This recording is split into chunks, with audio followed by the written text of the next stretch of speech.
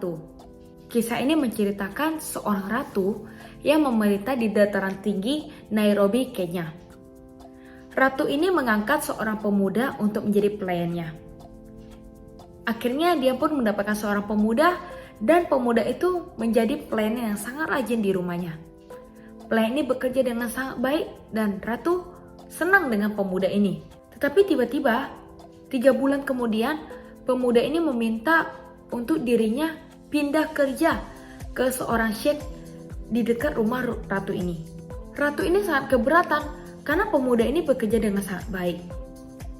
Ratu ini bingung kenapa pemuda ini mau pindah kerja. Pemuda ini apakah dia tidak mau kerja sama ratu lagi? Sehingga ia memilih untuk bekerja dengan orang lain. Apakah gajinya kurang? Apakah gajinya tidak cukup untuk dia seorang? Apakah gaji yang diberikan ratu sangat sedikit? Ratu pun bertanya kepada pemuda ini, apakah gaji yang aku berikan kurang? Aku bisa menaikkannya untukmu.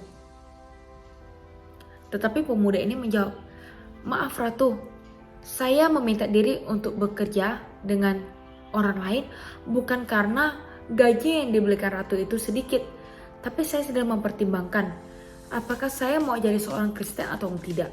Ratu yang mendengarkan ini sangat terkejut karena ratu ini adalah seorang Kristen dan dia sadar bahwa dia sebagai orang Kristen selama 3 bulan ini dia selalu membentak pemuda ini. Selalu meminta pemuda ini untuk bekerja itu dengan cara yang kasar. Selalu memerintahkan pemuda ini untuk bekerja dengan kata-kata yang kasar. Ratu sadar dia sebagai orang Kristen tidak memberikan teladan yang baik. Sehingga pemuda ini pun berpikir apakah dia mau menjadi Kristen atau tidak. Karena pemuda ini tidak melihat teladan yang baik dari ratu ini.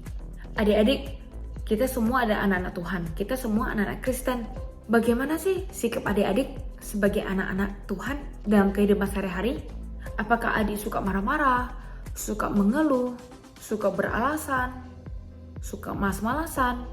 Adik-adik, kemuliaan Tuhan itu terpancar melalui cara hidup kita sebagai orang-orang Kristen.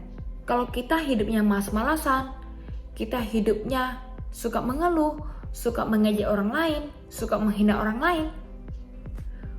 lain tidak bisa melihat kemuliaan Tuhan di dalam diri kita. Jadi bagaimana adik-adik?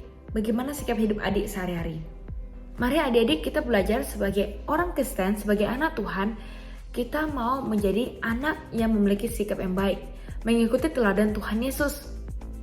Menjadi anak yang rajin, yang selalu bersyukur, membantu orang lain, berteman dengan orang lain, dan tidak sombong, tapi rendah hati. Karena orang-orang lain melihat kemuliaan Tuhan Yesus di dalam diri kita. Mari kita memberikan teladan yang baik kepada orang di sekitar kita.